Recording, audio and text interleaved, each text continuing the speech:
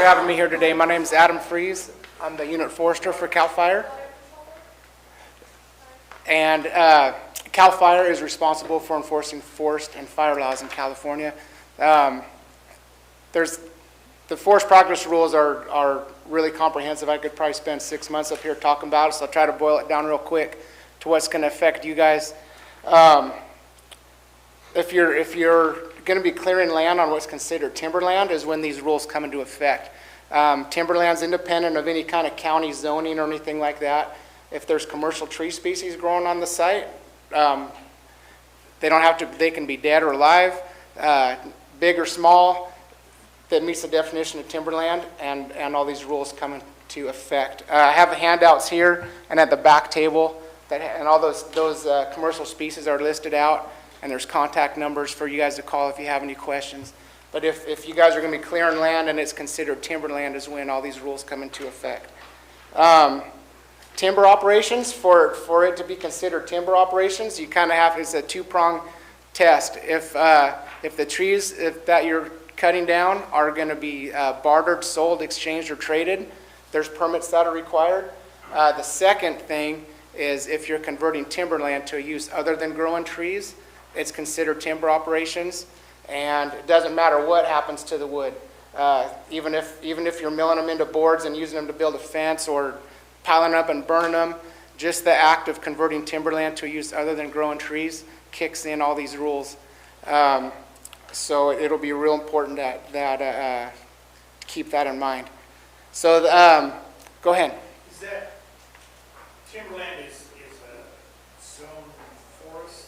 No, it's timber. It's just any zone. If those trees are there, it's timberland. It doesn't matter if it's a subdivision in Arnold or SPI where it's a zoned timber production zone. It's independent of any kind of zoning. If the commercial trees are there, it meets the definition of timberland, and the forest practice rules kick in. So, before you can harvest trees to clear, you need to have a timber harvest plan prepared by a registered professional forester. If it's an area less than 3 acres in size that you're converting, there is an exemption that you might qualify for. That's an abbreviated, it's a few pages in a map, but it still has to be prepared by a registered professional forester. So the main thing you need to know, you don't really need to know all the rules. You just need to know if you're working in timberland and you're plan to cut trees, you need to get a forester out there to look at it. And there's a list on these forms that I have. There's a list of contacts. Go ahead. I'm sorry. Is the timberland just the whole parcel is timberland if there's one tree? So any tree you cut on that parcel, or is it just if you're cutting one of those? So if for it to be timberland, those commercial trees have to be present. Yes.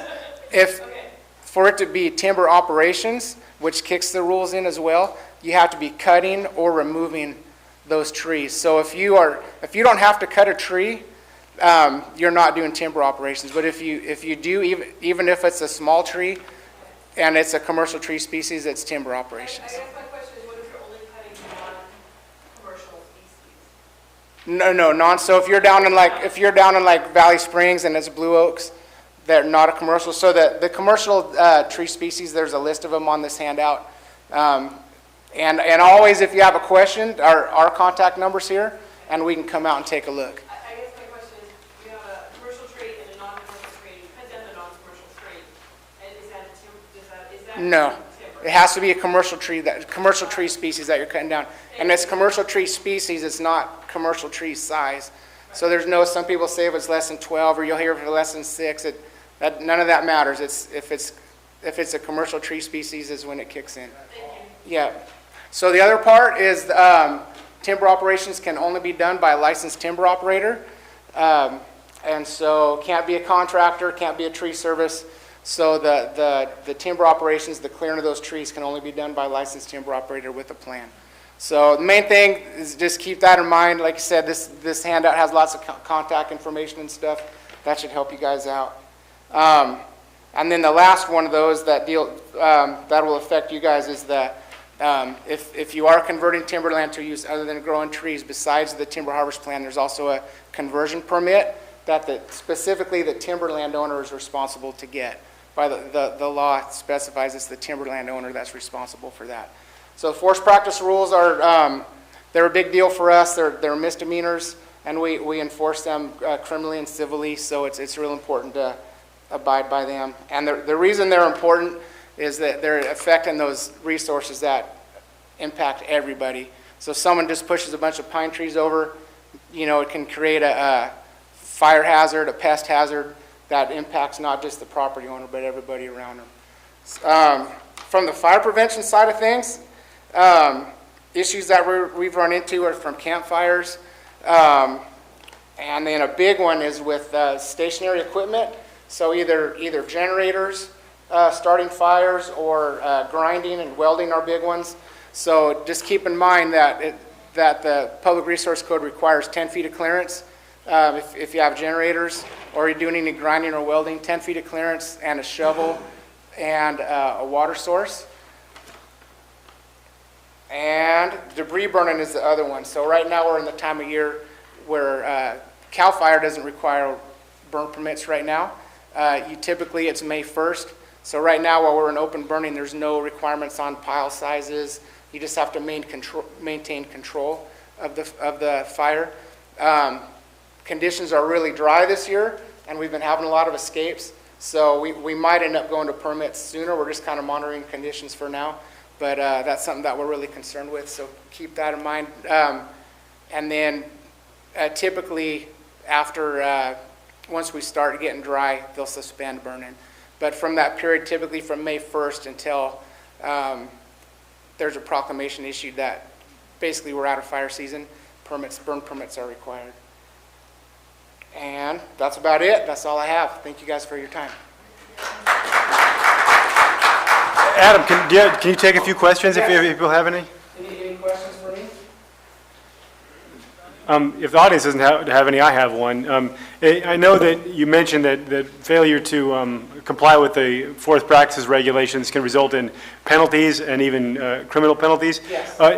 If someone does it inadvertently, are there mitigation measures they can undertake to avoid penalties or anything like that, or is it just strict liability if they cut down trees that are commercial? So typically what will Use a happen mic, sorry. So typically, Sorry. if that's the case, what we'll do is forward a civil case, and there's an opportunity for settlement to mitigate any, they factor in extenuating circumstances, that type of thing, and then oftentimes if there's significant impacts that need to be mitigated, there's an opportunity to mitigate those, and for a lesser amount. So basically ask before you cut.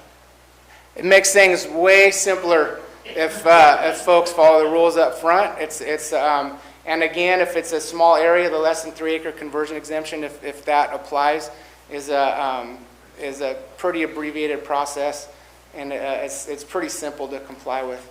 And again, if that work's done by a licensed timber operator, all the dealing with the logs, the slash cleanup, all that stuff is pretty smooth sailing. It avoids a lot of problems. So if you had somebody come in and clean your acre, okay, and they said, oh, no, this is in a burn area, you don't have to worry about anything like that, and they did it, and you paid them, should we come talk to you and make sure we're okay, the guy that did the clearing for us? So again, we'll take everything into account, but remember, the landowner has responsibility to obtain the conversion permit. So, yeah.